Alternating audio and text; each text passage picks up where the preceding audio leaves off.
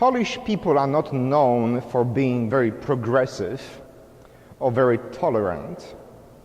To the contrary, Polish people are usually perceived as traditional, conservative, very hesitant about any progress or change.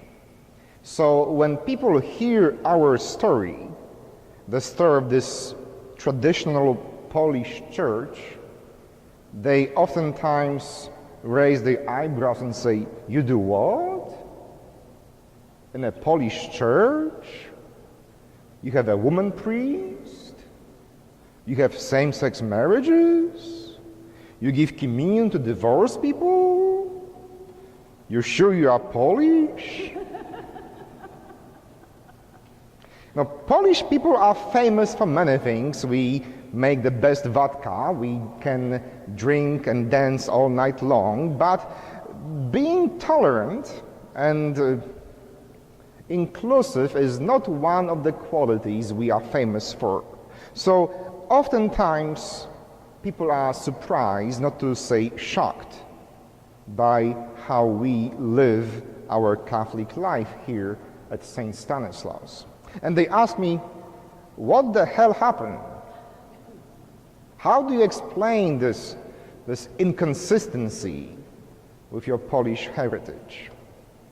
And what do I tell them usually is our simple story. We used to be like that, but then we got kicked hard in our behind. And once our behind has been bruised hard, we realized what it feels like.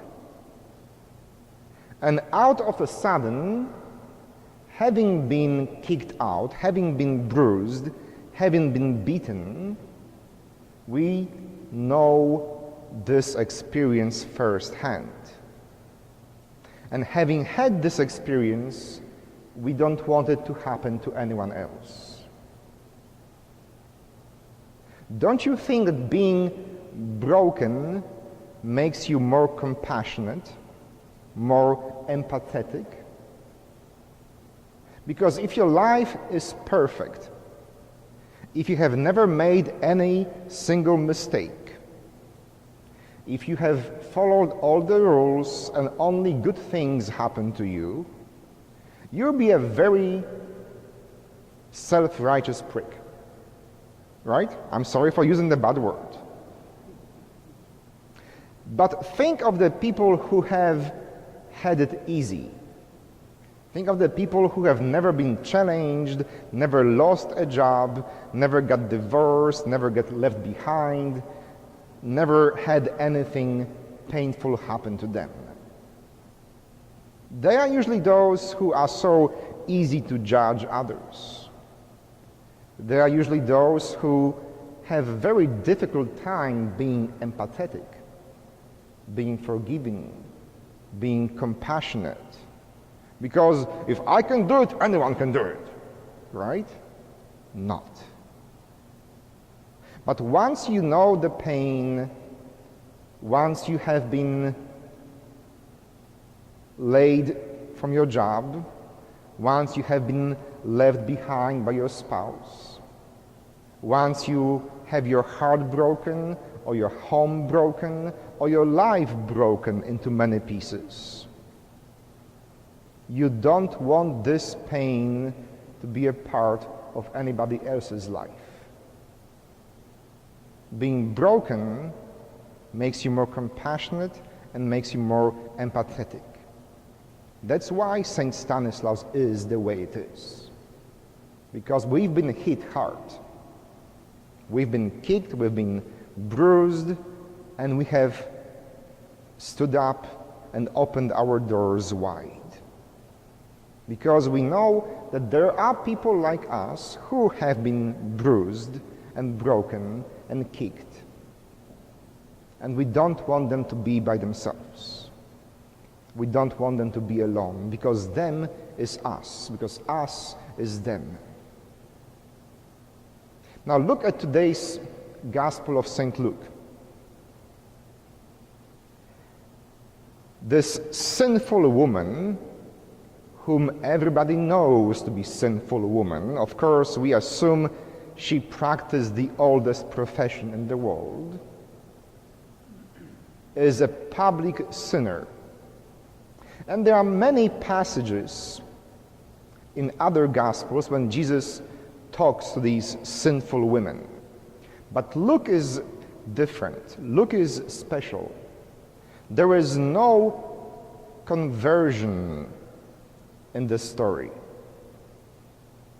The woman expresses her pain, her suffering, and her love, but she doesn't say, I will stop doing this tonight. Jesus, unlike in John, Jesus doesn't say, go and sin no more. You notice that? Why is Luke different from John? If you go further in the same passage, Luke gives us a list of apostles. And like all the other evangelists, he mentions the 12. He says, the 12 followed Jesus. And if Luke was John or Matthew, there'll be a list of 12 male names, right? But Luke just mentioned there were 12 and those women. And he names them by name. In the first century Palestine, this is the textbook example of feminism. He doesn't name any of the men, but he names each single woman who are following Jesus. Luke is very different in this feminine aspect. Luke is very different in this, that there is no need to go and sin no more. Why? You see, tradition tells us that Luke was born a slave. And as a slave, he was trained to be a physician, to be a doctor to rich families. It was not uncommon back then that if you were a billionaire, you had slaves, and some of them you trained as physicians, some of them you trained as shoemakers, some of them you trained as tailors, and so on, so on, so on. So he was trained as a physician. But being a slave, he understood that what you do and how you live your life is not always up to you. That you don't always have full control of what you can and cannot do with your life. And Luke goes out of his way in his gospel to make Jesus super duper compassionate. Luke's Jesus is unlike Matthew's, unlike John's, unlike Mark's. Luke's Jesus is the only Jesus that tells the story of the prodigal son, and there is no go and sin no more neither at that story. Luke's Jesus is the only Jesus where there is a joy over one lost sheep, not over the 99 that were never lost. Luke goes out of his way to create the image of Jesus that will be always on the side of the slaves, of the prostitutes, the tax collectors, not on the side of the Pharisees and those who have had it easy and perfect life. Because Luke was a slave. Because Luke understood that sometimes prostitution is the only way to put food on your table. Luke understood that women in the first century of Palestine, once they become widows, if they were single mothers, they had no options. Either become beggars and die on the street, or practice the oldest profession in the world. Not always could the woman say, from now on, I will stop doing what I am doing. Who will feed your children? Can you afford not doing this? Luke understood that what we do is not always in our control. Luke understood that perhaps not everyone can say, "I will sin no more from now on." Not everyone can change his or her life's situation right now, because life is not black and white.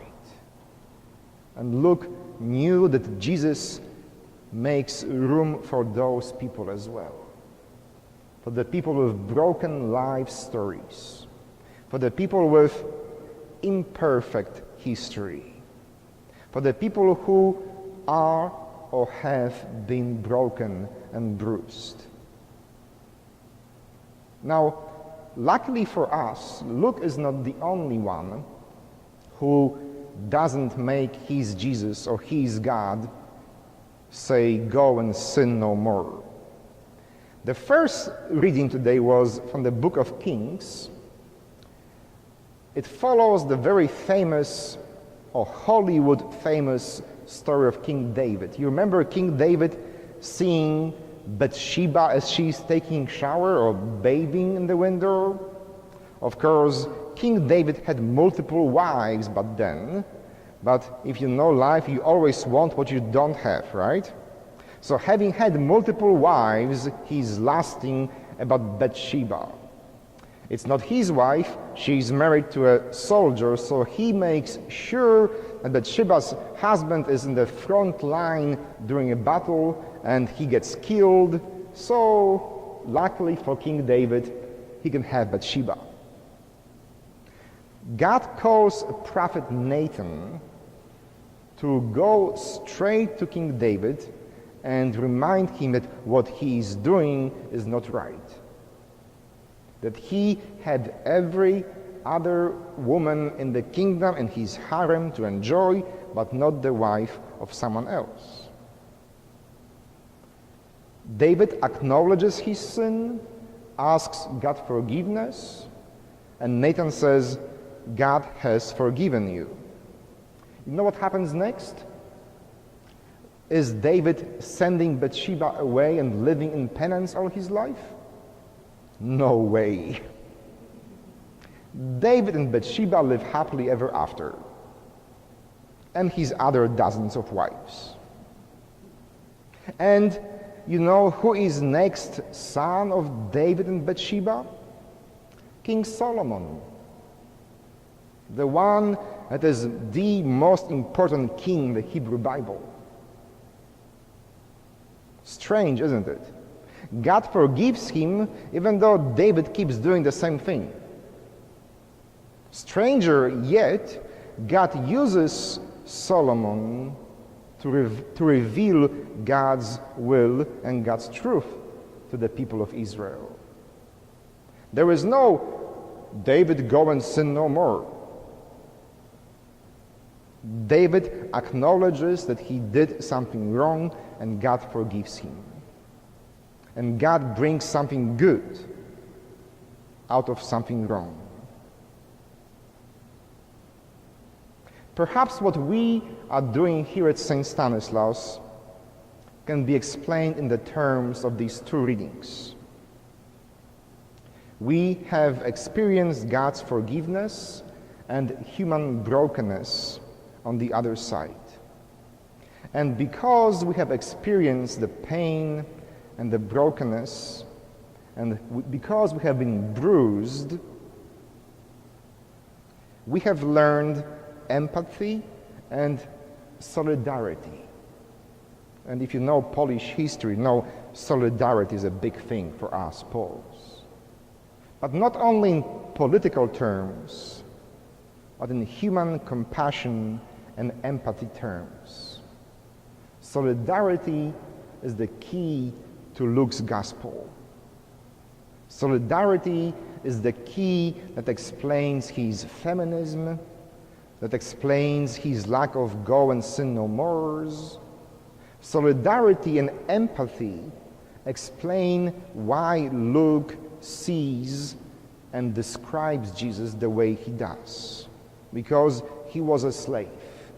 because his life was broken, because his life was not always his to control.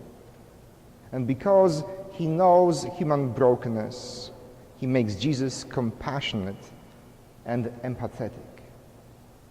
Go and be in solidarity with those around you.